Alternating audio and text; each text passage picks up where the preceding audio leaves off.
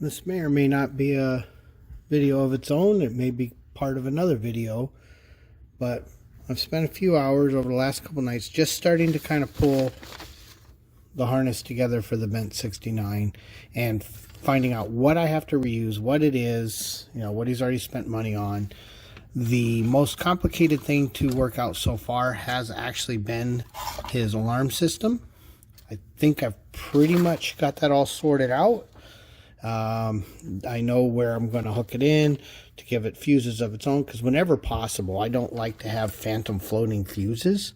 I mean, sometimes you can't avoid it. It's the way things are shipped.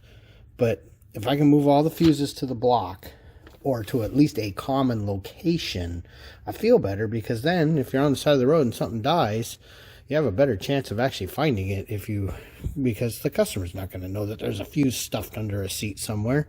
So just kind of going through all that. Excuse me. So it's a pretty fancy system. You know, not only does it have antennas for everything, but it's got shock sensors. It's got actually a field sensor. I mean, there's a bit going on, you know, plus obviously door switch, hood switch, and trunk switch sensors. The other thing I've been doing is just going through, pulling out some of my schematics that come, you know, in all the little pouches. I'll show you in just a second, and just starting to make my notes on what I want to do. There are a lot of things I just kind of already know how I want to handle it, because I've done a few of these and I know most of what I'm working with. Still working out how the zoom back thing works and what I want to do about charging phones. I'll deal with that as a separate thing. I have a circuit, 30 amp, totally available with a fuse. Definitely got to have a fuse on and then charging stuff. So started to work out how I want to do the Dakota. I know I've got a bunch of extra wires we're not going to use here that I can use as pass-throughs, but I've got to repin them. So if I come down here, and I know I've shown this on other boxes in the past, but you can snap these apart, and you know, they're just Delphi 56, 57, 58, or 59 series connectors. It always depends. So I can change that around. You know, it's like the fuel pump fuse is actually going to be rewired so that I do run the fuel pump from that. You know, things like that. Getting that sorted out. The thing I love about these kits is they come in separate little baggies. So if you're not as comfortable and you don't want to do as many modifications, you can just start on box one, go from there. It's like I'm going to be cutting this harness apart, taking everything I don't want out of it, adding a few things, relocating a few things. But overall, you could literally tape this up and use it as is. You know, I don't have to do that. It just makes it a little easier for me because I have so much aftermarket stuff. One of the big problems with this car, of course, is it was originally an automatic car. So I've got to come up with a solution for backup lights that I like. I will probably still wind up back on one of them Hurst kits that bolts to the back of the transmission. So we'll deal with that when we get there.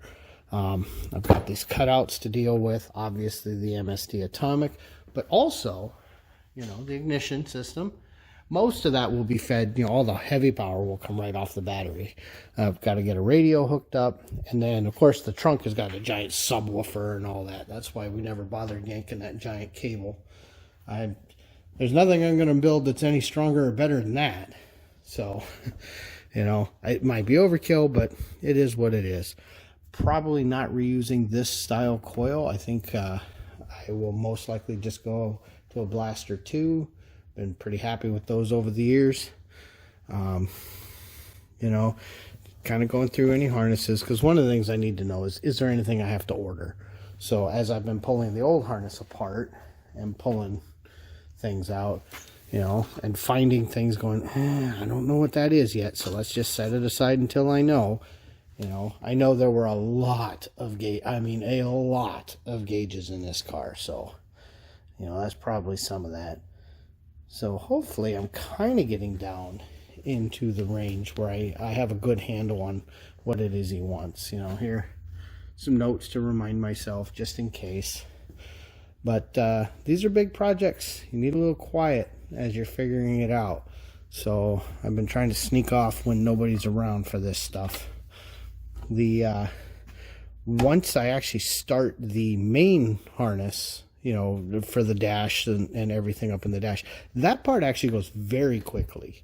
It's all the auxiliary things and finishing pulling everything apart, because I still have to pull the convertible panels as well as these kick panels, although I do have the e-brake out.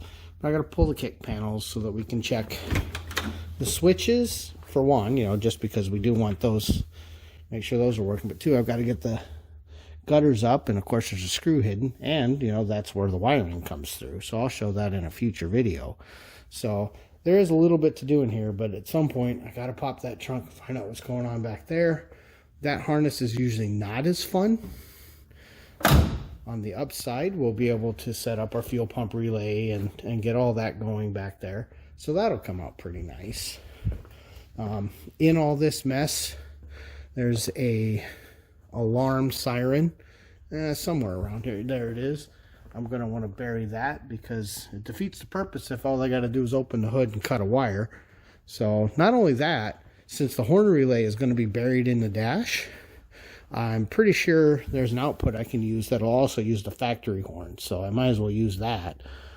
Got to figure out what we want to do about his phone charger. This radio has Bluetooth, so you know he can do that, but he also still wants to charge his phone. So I've been looking at some of these where they basically suction cup to something and have a support and a neck that have a key or however you say it, wireless charger system in them, and then just some little grippers.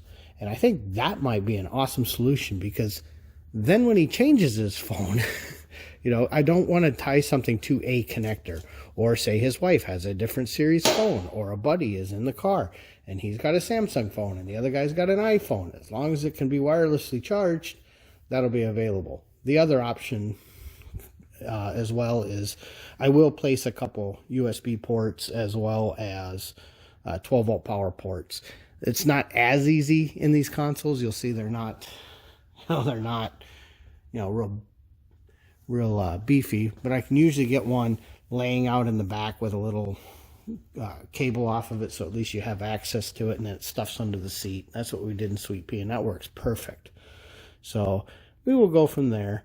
Then I did have the column out just to test the ignition switch, make sure we didn't need to order that while I was at it. So everything seemed to work just fine. Yeah, just don't want to forget anything and have to pull things all back apart to redo it. The other thing to bring up, and I don't know that American Auto Wire would ever watch my videos, so, and I know they don't care. They used to always include for these kits this high amp alternator lead, the fusible link going to the starter, and from the starter, the fusible link going back to the body. This was awesome. Loved it. What they've been in the last 4 or 5 kits I've done, what they do send, and boy, I got a stack of these things laying around, is a cable you can beat horses with, some fuses the size of, you know, a small city. I mean, these things are ridiculous. You know, so is a 175 amp, 175 amp fuses. I want you to remember that. It is a 69 Camaro, and there are 175 amp fuses on here. We have an aftermarket one wire alternator that's good for probably 105 amps total. So, you know, it seems excessive, but so I always just buy the extra kit to go from here to here. In fact, you can see I write, you know, use the links. Another $30.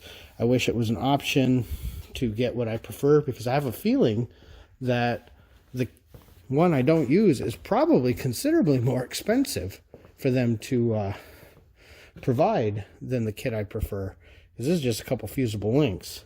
So it is what it is.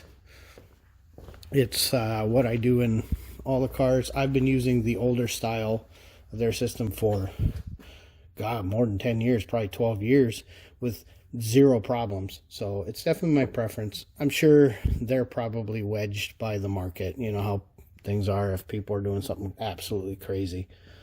So as soon as I can get all this sorted out and finish kind of gutting that, I think it's time to put the instrument panel together, make sure that I'm happy with any things we are reusing, and then we'll start getting things mounted in here.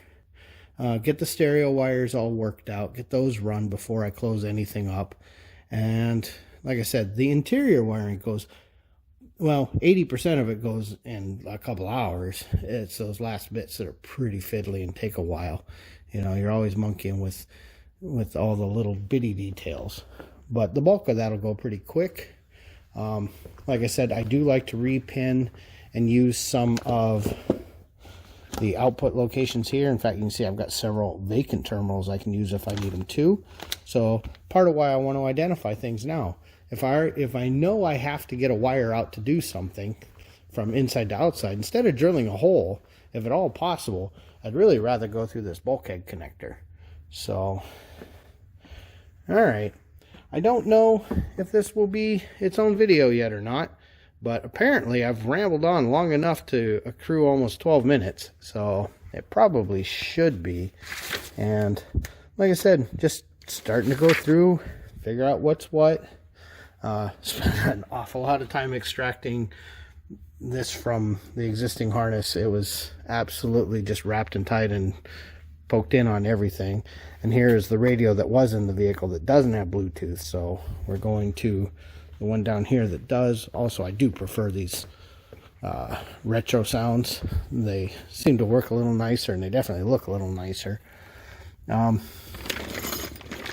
Yeah, so the atomic, you know, I don't need a lot of control from that. Passing the tack back, you know, that's pretty easy. So yeah, I think at this point I have a reasonable handle on what Bartley is looking for. So okay, if it looks like the video is about to end, then thanks for watching,